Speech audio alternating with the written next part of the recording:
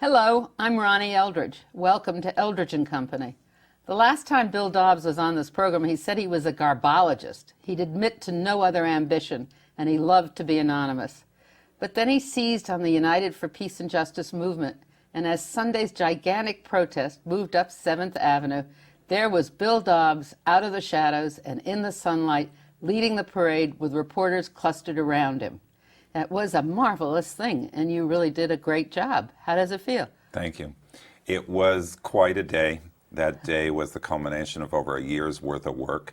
And one of the reasons it felt so good is that the mayor, the police department had worked so hard to throw obstacles in our path. And there was a giant outpouring of people from around the city, from across the country, from many towns and many diverse communities, all raising their voices together to say no to the Bush agenda. I know you said that you thought it was going to be a large crowd, but what did you base that on? Were you getting lots of calls and emails and stuff? And it's always hard to tell because, you know, when do you make a decision to get in a car or get on a bus? And with this particular protest, there had been a lot of discussion, but there was also the possibility of confusion. When the court, for example, said no to the rally, or the city said no to the rally, we always worried, you know, that this meant that Peace and Justice said no to the rally. West Side Highway, that people would think that the whole thing was canceled. Yeah. So this is always a fear. There were lots of stories about FBI knocking on doors, about the number of police officers that were going to be deployed. That it felt like, you know, it was going to take a major effort to get people out. And from the mood was buoyant on Sunday. That people were really glad to be able to be out on the street. And one of the most sublime things about the day, I mean, I was at the front, so it was not easy to really experience the march, was to be in Central Park afterwards. The mayor, a billionaire Republican mayor, denied us a permit, robbed us of a permit, I'd say, to rally in that park. But the people got the park back in a certain way, and in the long run, we've now set the stage for an examination of how Central Park as our town common is used. You were not the head of it or the major organizer. You were in charge of the message, right? You were in charge of the media. I'm the media coordinator. The media coordinator. Yep. And that's very important because that's what translates what happens in an office out to the general public, you hope, right? In June of 2003, we announced plans for this protest, and probably by July, it was first being written about. So this is a year ago. A year ago. And what I'm, remembering is long background conversations about what our work is, how important the convention is, how important it is to raise our issues at both the Democratic and the Republican convention, which we did. And through all those conversations and months, there came to be a great deal of interest in the protests. And so it was a pleasure to see everybody show up, media and otherwise. United means it was a coalition of how many groups? There are over 800 groups in our coalition. So how does something like this get planned? It wasn't just in New York, was it? No. Or is United for Peace and Justice an international group or a national group? It's a national coalition, and the member groups of our coalition range from small local groups to some that are even national organizations or coalitions themselves. For example, Women's International League for Peace and Freedom, American Friends Service Committee, Fellowship of Reconciliation, the War Resisters League, which is nearly a century-old pacifist group, but also a peace group in Peoria or Ann Arbor or Brooklyn Parents for Peace or Black Voices for Peace. Unions. And unions, labor organizations, people of faith, all sorts of community groups. It's broader than just anti-war because we see connections in the way that multilateral trade agreements such as CAFTA, NAFTA, the FTAA agreement are cut, that the way this lone superpower uses its power and creates empire is also through other means. So, and it's not all just anti-Bush because there are people in there who are not for the Republicans, not for the Democrats, some for Nader, some are totally non-political, right? We started in October 2002 as the Iraq War was building, hoping that there would, maybe there were 40 or 50 groups that constituted United for Peace and Justice. So how did they get together? they constituted themselves at the beginning at a meeting in Washington, D.C., hoping that there would be a bigger, broader coalition resulting. Wait and a in the minute, past, let me just go beyond okay. it. It starts with one or two or three people who call friends or people that they've worked with in the past, and they set a date and everybody comes to meet? I am not sure who pulled all that Okay. together. I think that the October 2002, the initial formation meeting was a lot of people who'd worked with each other over the years, and the hope was that a broader coalition would come into existence. And over the last year and a half, of course, hundreds of groups have come our way. We haven't really gone out looking for them. But the way that the coalition operates is we had a national convention or assembly. There's a leadership structure. Which is elected, and there's a steering committee that meets regularly, and a small staff in New York. Priorities are set, and for this particular protest, it was ratified, it was approved at our national convention last year in Chicago in June. So the idea has been around for a long time, and then it's a matter of how do you mobilize people, and how do you organize, and also how to get the media interested in something that's coming up. And then we had two marches here in New York before this. I mean, we had the February '03, was that? Right. And that was international. There were marches that day, weren't there, all over the world? Right. The February 15th, 2003 was a global day of protest. The overall title of all those hundreds, about 800 events around the world, was "The World Says No to War." United for Peace and Justice was very new, and we organized just the New York component of that global day of protest, and we had a very hard time because there were about 6 weeks to do it. The mayor and the police department and federal judges wouldn't let us march. On the day, they wouldn't give us a march permit. It was the opposite of what we just went then through. You had the rally permit. That's right. That was on Right. 2nd Avenue. Only a rally Only permit, a rally, no march. no march. And we wanted to have a march very badly because we wanted to show the world how many people would march by the United Nations. As it turned out, a huge crowd showed up, but the police problems were very, very bad. Tens of thousands of people sent in circles, people in wheelchairs that were having trouble with the police. Some folks who were arrested, there were hundreds of unnecessary arrests, were questioned about their political affiliations, interrogated about them. And in the end, there was an effort, an organized campaign by the Bloomberg administration as well as federal officials to prevent that protest from reaching its full power. However, And that was the first time we came up with the pens. Well, yes. it wasn't the first Well, time, but not that was the a first major time, issue. But the first time. But one of the big police issues that arose was the use of metal barricades that are commonly now known as pens. And one interesting facet of that is that to an average person, you say pen, and they'll hold up a ballpoint pen. In New York, in this city, fortunately, people have become more and more sensitive to the way that protest is being handled. And pen also means a metal barricade that literally interferes with free assembly and movement. So that march, though, penned people into a block. They Yes. put them across the block. Yes. The march the other day, the march the other day Right. didn't. They just had them on the side of the streets. Correct. The thing that There was were- interesting to me was they had them all up on 7th Avenue as the march is moving up. They had them on 34th Street. You got to 5th Avenue when you're marching down to Union Square, and there weren't any. There wasn't anything there, practically no cops, nothing. Right. But nothing changed. It was all the same. Everybody has their own views about how to reckon with a parade, a protest, a march, a demonstration. But United for Peace and Justice feels strongly that barricades are almost never needed, and they do get in the way of, if you want to jump on the sidewalk and see some you friends, couldn't go in and out. do leaflets or give out leaflets or go get a hot dog. Or a glass of water. You can't exactly. get out and come back. Exactly. We had to And move. We had to walk back 3 blocks. there is a constitutional right not only to join a protest, but also to leave a protest and to return to it if you wish. The New York Police Department does not always acknowledge and act on that. You love to talk about the New York Police Department, don't you? Well, it's a battle. The Yeah. screws are being tightened on dissent. It's no longer possible to just go out in the street and have a protest. And it's caused me to think a lot about the nature of protest. There's something about protest that's got to interrupt the flow of everyday life. If it doesn't, it's inert and it's meaningless. And that's very important, whether it's a protest you agree with or not. Is the purpose of a protest to bring attention to something? Is it to convince people to change their minds or to convince them of their support for something? What do you think the basic purpose is?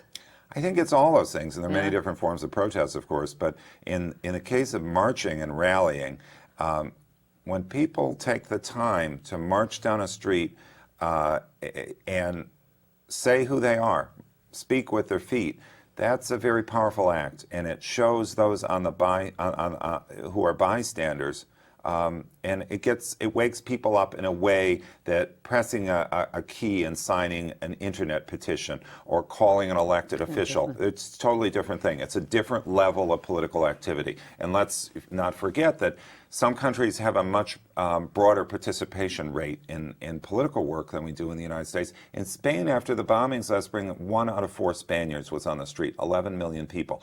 In this city, it's unusual, or not in the city, but in this country, it's unusual for a large crowd to gather except for a sporting event. So for the first time in a generation, the anti-war movement has brought back big protests, and this is a very good thing. And that's exactly why the mayor of this city wants to stop it, because we're touching a nerve. People get out on the street, others want to join them. Do you think, we always get into the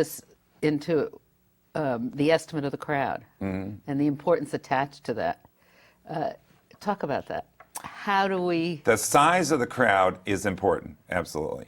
But it is not all that a protest is about, because the week-to-week, the month-to-month work that goes into organizing and getting people activated so that they want to join a protest is at least as important as what you see out on the street.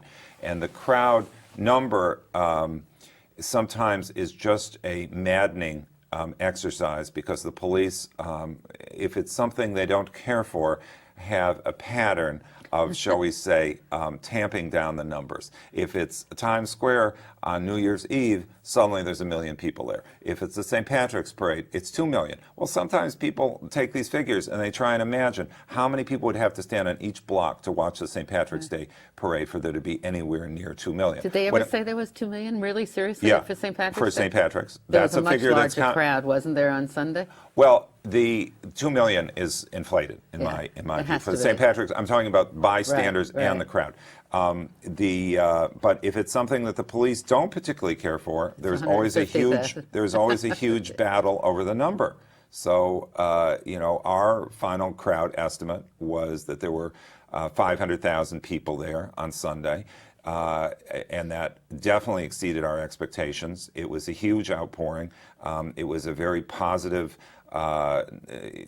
giant crowd that raised its voices against the Bush agenda. It was very exciting to be at the march as it moved towards Union Square, and when they looked west and they saw that people were still taking off on 7th Avenue, this huge roar went up, and it was very exciting because it was almost a whole square of people between that 14th Street and 34th Street. But it was a great success. Did you have any opportunity to walk through the crowd? No.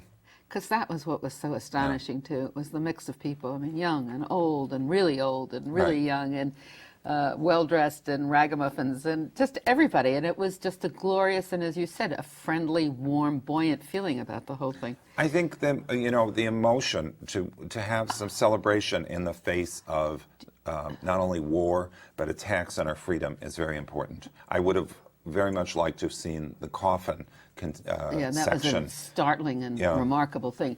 But I think also it was the fact that people had the ability to express their disagreement publicly. Yeah.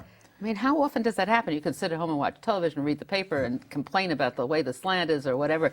But how often do you have the chance to go with a lot of people on the street and say, we don't agree? It's very exciting to do that. That is thrilling. What helps to distinguish us as a democracy and as a society. And when you crack down on dissent, the possibility of things changing in a good way is eroded. Very bad.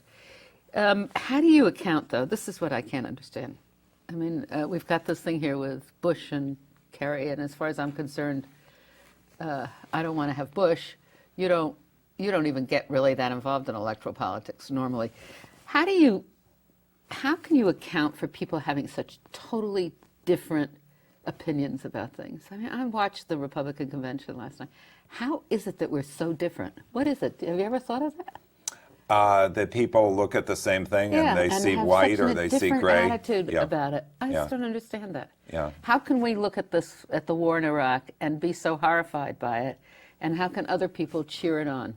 I suppose part of it is the posturing. If you Yeah. can get people in an unguarded moment, sometimes they're much realer. For example, with the police, the mayor and the police said continually for months and months and months, the West Side Highway is the only place you can possibly be.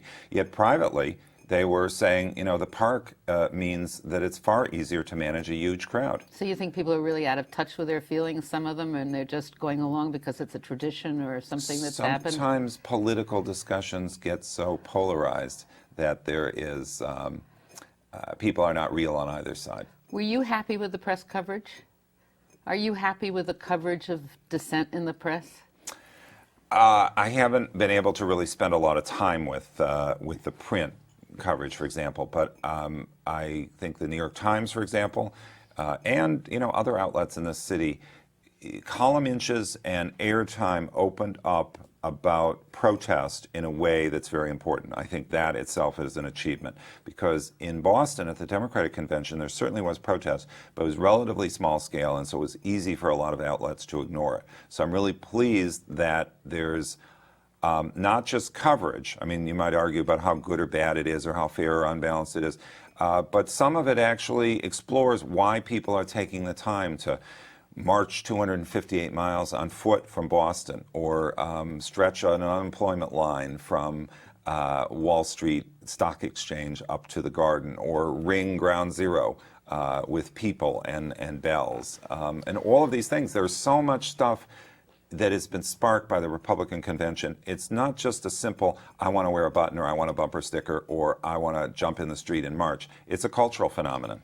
You've always been interested in the news, right? Yes. When I was a kid, I really did call AP because I love the idea of being able to see the news before it got in the newspaper, and I asked what it would cost to get a ticker. Do you remember how much it was? I don't know what they said, but I'm sure they thought it was a riot that some kid was calling AP to find out how you could get a ticker, because that was a rare thing for anybody. It's been very important to you. You're a lawyer also. I am. Yeah, but so I remember when the first Gay Pride parade the march was down in Washington. You had this astonishing collection of front pages from all over the country. You haven't been able to do that with this march.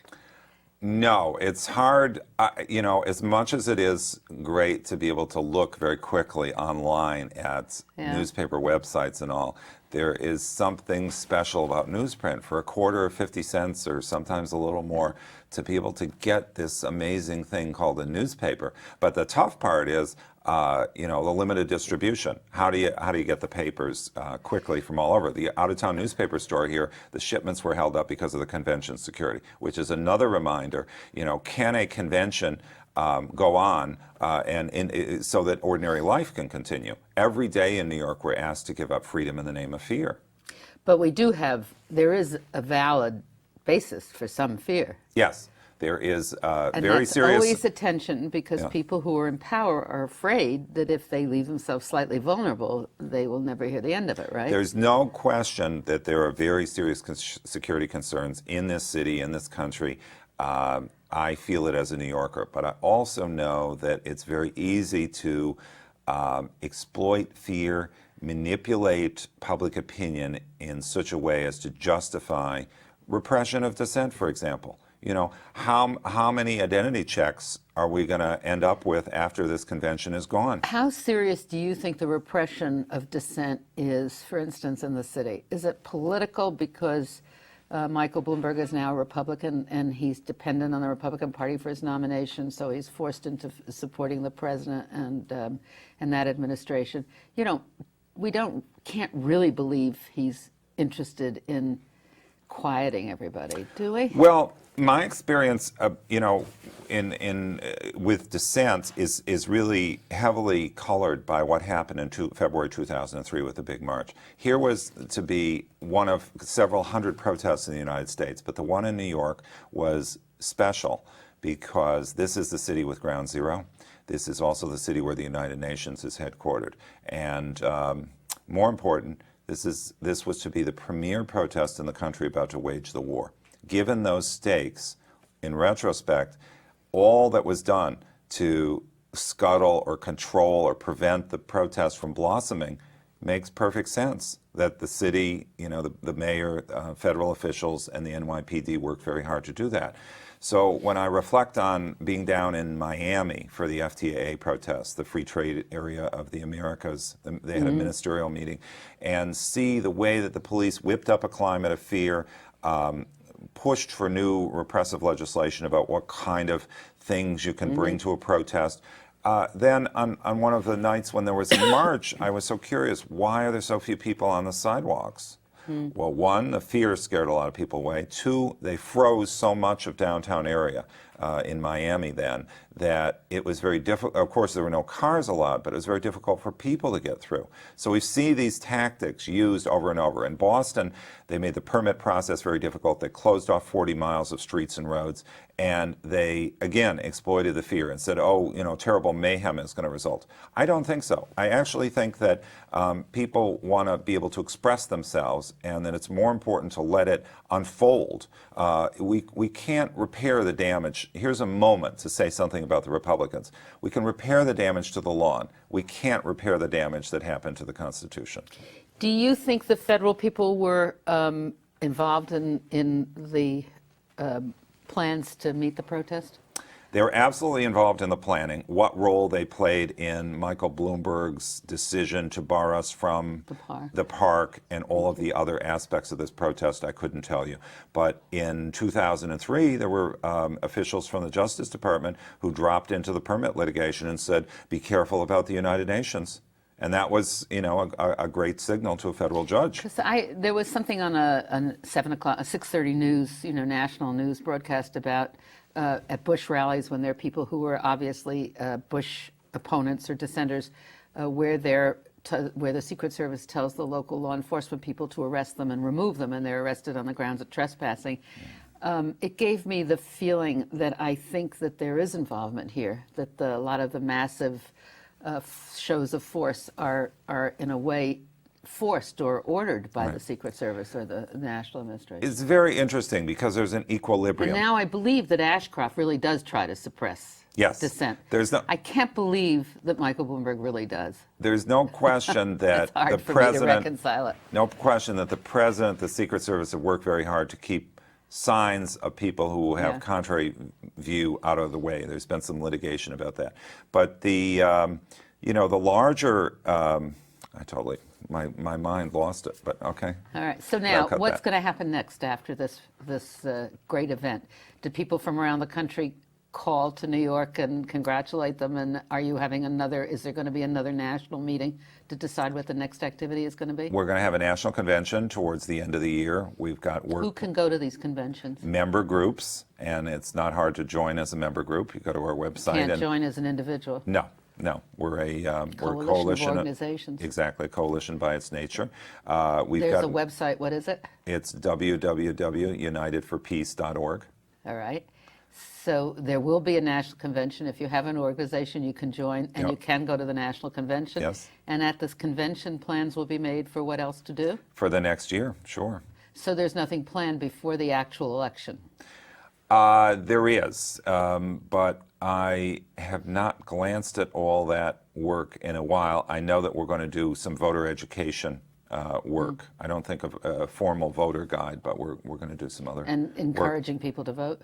Yes, and there is, of course, with all these hundreds of groups, there are many things that are ongoing. For example, disarmament work. About a month ago, Hiroshima and Nagasaki Day happened. So there is work to be done around on many issues. So you've been encouraged to continue your participation in dissenting organizations and promise not to be hidden anymore? Yes. I don't know that I was hidden, but it is interesting to see political activity kind of get ratcheted up. The peace and justice movement has grown, in this country, has grown enormously in the last 2 years. And this idea of a global protest, that happened because of the anti-globalization movement. It was possible to do that sort of thing and actually have people in a coordinated way protest around the globe in more than 60 countries on all continents, including Antarctica. Because there's a global movement now that resists the way that a relatively small number of people and nations use their power to dominate. But the global movement is not against, I mean, when we say anti-globalization, we don't mean not to pay attention to other parts of the world. Right. No, we're talking about We're global talking about- justice, Right. ways in which some countries are going to get the short end of the stick and some are going to get a lot more. People in the countries especially, Yep. right? Yep.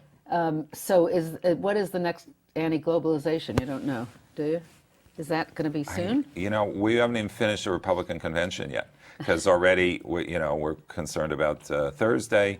What's happening on Thursday? The day that Bush will accept the nomination. There's some planning work Now, going all on for these that. groups and all those different things, the civil disobedience, the groups that are in Times Square, the groups that go here and there, they're not necessarily, they may be part of the umbrella of peace and justice, or they just may be independent people, but they're operating as their own group, not as part of the coalition now. Correct. United for Peace and Justice organized the huge protest on Sunday. We've endorsed some of the other events, but whether we've endorsed it or not, we recognize that there are many tactics that people employ to express their politics. It might be calling an elected official, it might be a vigil, it might be putting a display of shoes for dead soldiers and others who've been killed in the Iraq War, for example. It might be civil disobedience. It might be uncivil disobedience. And we hope that people will also respect our approach to all of this. For our August 29th protest, we worked very hard to get permits because that would enable us and help us to bring the most number of people along to raise their voices against the Bush agenda. And as we say to people, good job. Good job, Bill Dobbs. Good job to everybody at United Peace for Justice. And thank you very much for coming.